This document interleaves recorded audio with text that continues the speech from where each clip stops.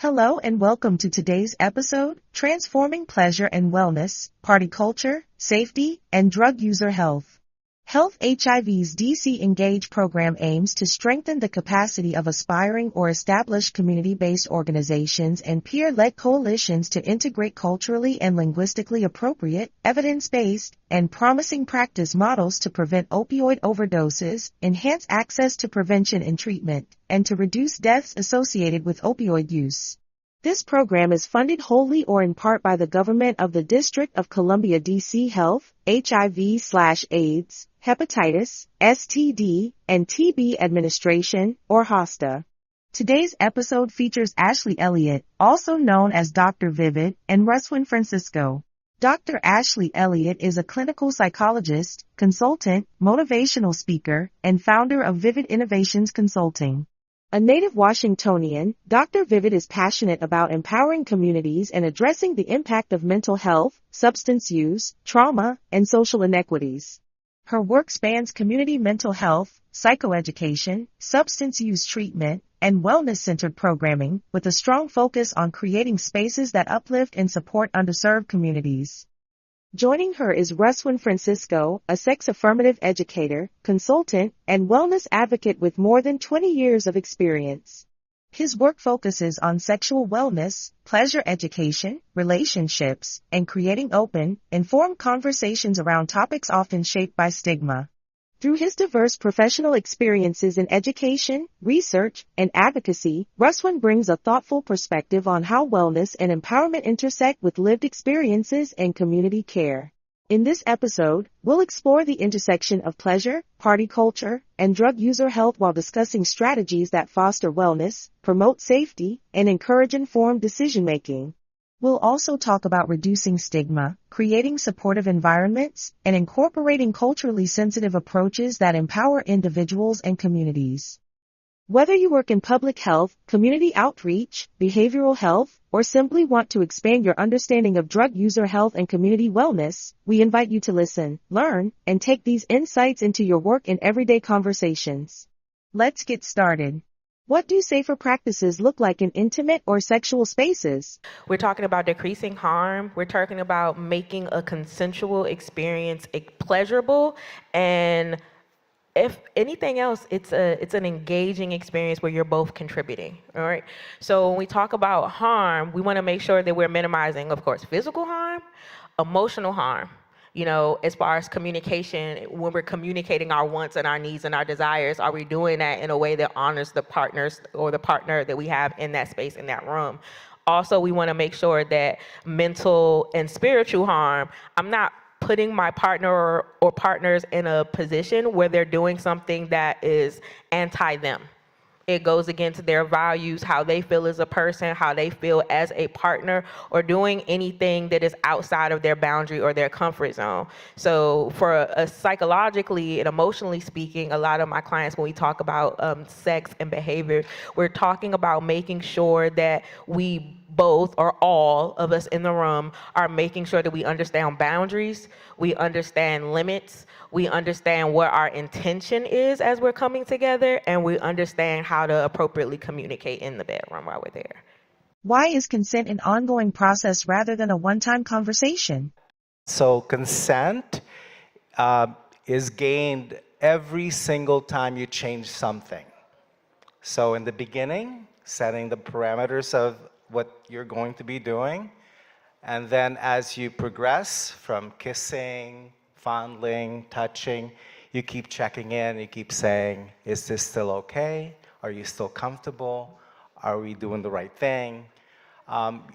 It can seem clinical, but there's a way to ask the question so that it doesn't break the mood, right? You could say, is this okay, baby?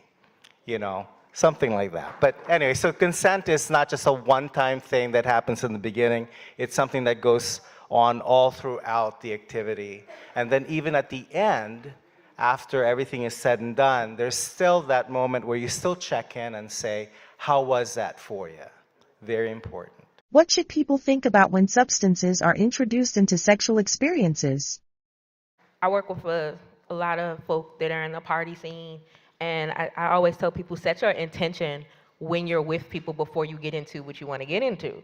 So that means if you know that you're going out and you're going to drink, or you know that we're all grown here, so let's be real. You know that you're going out, you're going to take a pill, or you're going to do this, or you want to roll, you want to have a time. Everybody that's with you needs to know what's going on with you. Can you explain the difference between a kink and a fetish? The difference between a kink and a fetish is when someone can't actually reach sexual gratification without doing that particular kink. So let's say somebody is into spanking, right? So they get spanked once in a while, it's fine, and then they have sex and they don't get spanked and it's fine. So in that sense, it's just a kink. But when that someone insists on being spanked every time they have sex, or they need to be spanked in order to have an orgasm, then that would be a fetish. So every fetish is a kink, but not every kink is a fetish. How do safe words create safer and more trusting experiences? Before anything happens, you decide with your partner that you're going to have a safe word. And it could be the same word, it could be different words or in a polyamorous situation, you could have many safe words. But just as long as everybody knows that when that safe word is uttered, that means it stops. Whatever's going on, it stops. And when you have that agreement, then a certain kind of like contextual trust happens, right, in the room. How can providers show up for people without judgment or stigma? You never want to yuck someone's yum. You don't know how this is giving someone joy. And their Brussels sprouts may be your vanilla. Who knows, right? So when we're talking about it as client-facing folk, the first thing we have to remember is all humans explore. All humans explore, no matter what realm you're in, religion, spirituality, sexuality, we all explore. So that piece. The second piece of it is not everyone who uses drugs during sexual encounters or uses them in the recreational space is a drug addict. You know, so there are certain things or that may be used for the enhancement of pleasure or even the enhancement of mental things related to mental and emotional health and functioning. The other piece is, and I'm a queer provider, so can I cuss? You can. Shit don't faze me. So I had to ask consent. So you can say, we can talk about partners. Like that's a big thing that comes up in intakes or anything. We talk about safety, the number of partners. And you can say any number to me, and I'm like, okay, and I'll go on to the next question. But there are certain people in client-facing things, if you say 48, they're like, 48? Okay, so when did you start being sexually active? It is not your job at that time to dissect that person's sexual history. It is your job to provide them the service needed. What is one takeaway for organizations and frontline workers supporting these communities?